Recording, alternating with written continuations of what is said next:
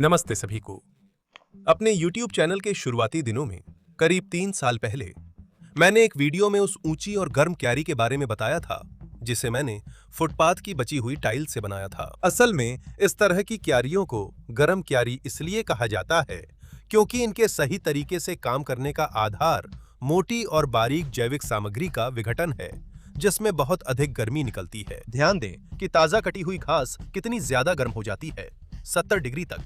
और ये कोई मजाक नहीं है। अगर अचानक गैस बंद हो जाए तो इसमें आप गर्म खाना भी पका सकते हैं। और अपनी गर्म क्यारी में मैंने एक और चीज का इस्तेमाल करने का फैसला किया, यानी पत्थर की वो खासियत कि वो दिन में सूरज की गर्मी को जमा कर लेता है और ठंडी रात में उसे छोड़ देता है। मुझे लगता है बहुतों ने देखा होगा कि भारी पत्थरों के पास पौधे कहीं ज्यादा तेजी से बढ़ते हैं। ये ठीक इसी वजह से होता है। हमारे समतल इलाके में प्राकृतिक पत्थर मिलना मुश्किल है, इसलिए मैंने उन्हें कृत्रिम पत्थरों से बदलने का फैसला किया। इसमें उदाहरण के लिए फुटपाथ की टाइलें शामिल की जा सकती हैं। उस समय एक और मकसद भी था, अतिरिक्त टाइलों का इस्तेमाल करना जिन्हें फेंकना अच्छा नहीं लगता था, जबकि फुटपाथ पहले ही काफी हद तक बिछाया जा चुका था और सौभाग्य से बैरिकेड बनाने की जरूरत नहीं थी। हमें क्रांति का कोई खतरा नहीं है। हमारी राजनीति में सब कुछ हमेशा की तरह शांत है क्योंकि तानाशाही हमारा ब्रांड है।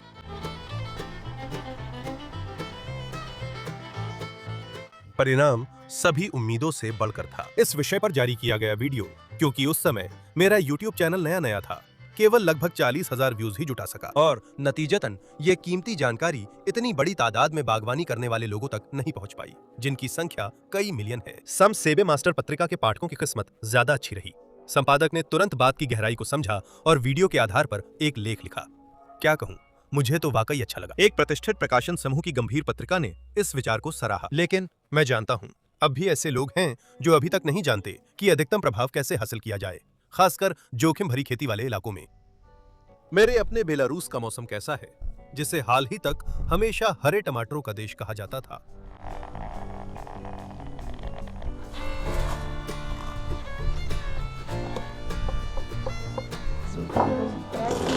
Оба-на! Ну, не знаю. Нормально для белорусского. लेकिन समय बदल रहा है और मैं यह रूढ़िवादिता तोड़ रहा हूं कि हम बेलारूसवासी सिर्फ आलू खाते हैं। सिर्फ आलू नहीं, हम चुकंदर भी खाते हैं, जिसे रूसी में स्वेकला कहते हैं।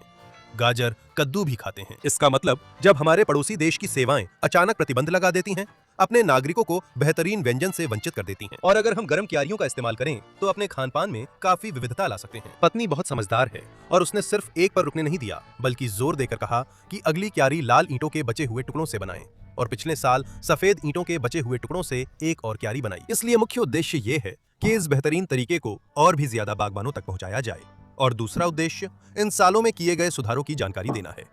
तो मैं आपको नया वीडियो देखने की सलाह देता हूँ। यूं कहे तो यह तरीके का उन्नत रूप है। पिछली क्यारियों में मैं बहुत गहराई तक खुदाई करता था, जिसकी वजह से बहुत सारी कीमती, मोटी और बारीक जैविक सामग्री बर्बाद हो जाती थी। घी डालने से खिचड़ी कभी खराब नहीं होती, लेकिन बागवानी के संसाधनों का विवेकपूर्ण उपयोग अब भी जरूरी है। लेकिन खाली जगह ज्यादा देर खाली नहीं रहती, और हमारे यहाँ निर्वासित छछूंदरों के घर पर अब बेहया चूहों का कब्जा हो गया।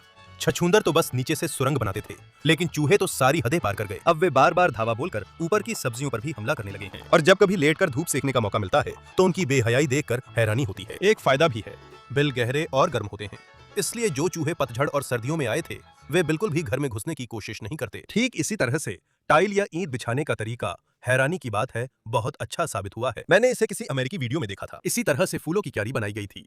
कोई गारा इस्तेमाल नहीं किया गया था। यहाँ गुरुत्वाकर्षण का सिद्धांत इस्तेमाल किया गया है।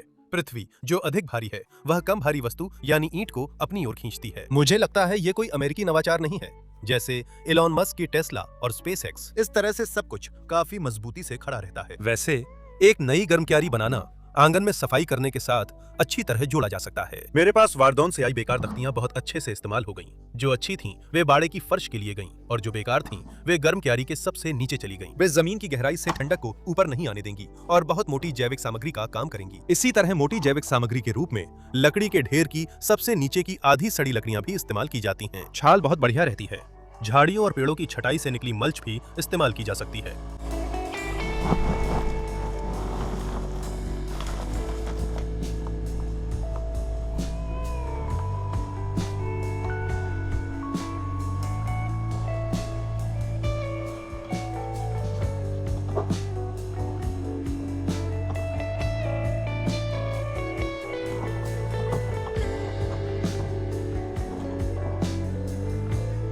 सारी चीजें निकाली गई मिट्टी से ढक दी जाती हैं। इसके बाद हम कुछ कम मोटी जैविक सामग्री लेते हैं जो कंपोस्टर के ऊपर से ली जाती है। फिर से सब कुछ मिट्टी से ढक दिया जाता है और अच्छी तरह से पानी डाला जाता है। फिर कंपोस्टर के बीच और नीचे की सामग्री का इस्तेमाल किया जाता है जिसमें महीन जैविक पदार्थ और शुद्ध ह्यूमस होता है।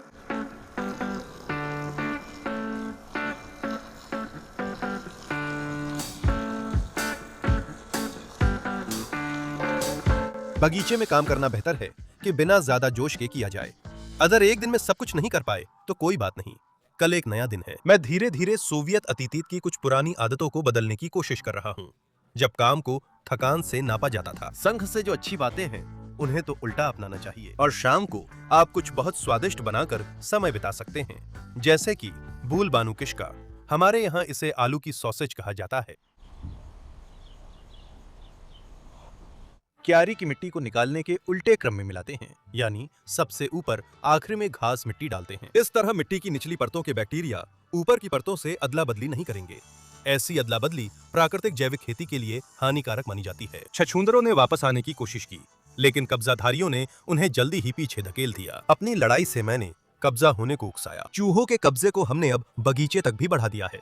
बगीचे में चूहों से लड़ना चाहिए या नहीं, इस पर हमने अभी तक फैसला नहीं किया है।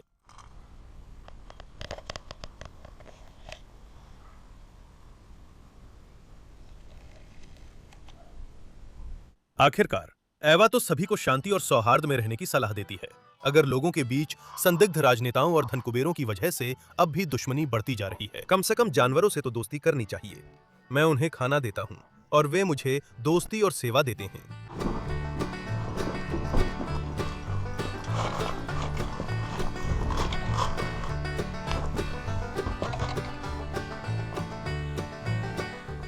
हालांकि क्यारी में अभी भी कुछ काम बाकी हैं। मुझे अपनी पत्नी को पौधों की रोपाई करने देना पड़ता है, क्योंकि मैं काम शुरू करने से पहले मेरी लंबी टाल मटोल पर की जाने वाली आलोचना और समय पर काम पूरा ना कर पाने की वजह से होने वाली नाराजगी बर्दाश्त नहीं कर सकता था। पौधे अपनी जगह पर हैं और मैं आगे बढ़ता हूं।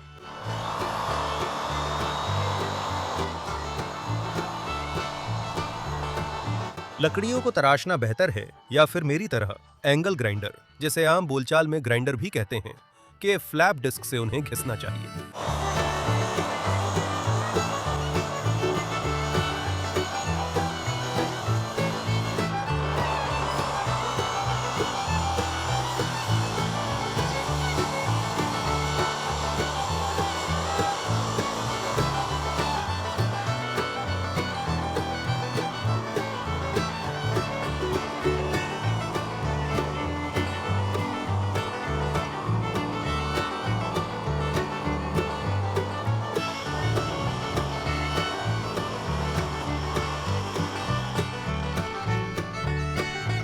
इन्हें आप सुरक्षात्मक एंटीसेप्टिक मिश्रण से भी कोट सकते हैं। आजकल इनके कई विकल्प उपलब्ध हैं। पहली क्यारी के बारे में वीडियो मैंने एक सोशल नेटवर्क में पोस्ट के रूप में डाला था, जिसमें बहुत ही क्रिएटिव सोच वाले लोग थे। तब उस पोस्ट ने जबरदस्त हलचल मचा दी थी और बहुतों ने कहा था कि ऐसी क्यारियां 6 महीने भी नहीं टिकेंगी, क्योंकि इन्हें कंक्रीट से पक्का करना चाहिए, सरिया डालकर मजबूत करना चाहिए वगैरह वगैरह। लेकिन पहली क्यारियां चौथे सीजन में पहुंच गई हैं और सोफे पर बैठकर आलोचना करने वाले गलत साबित हुए।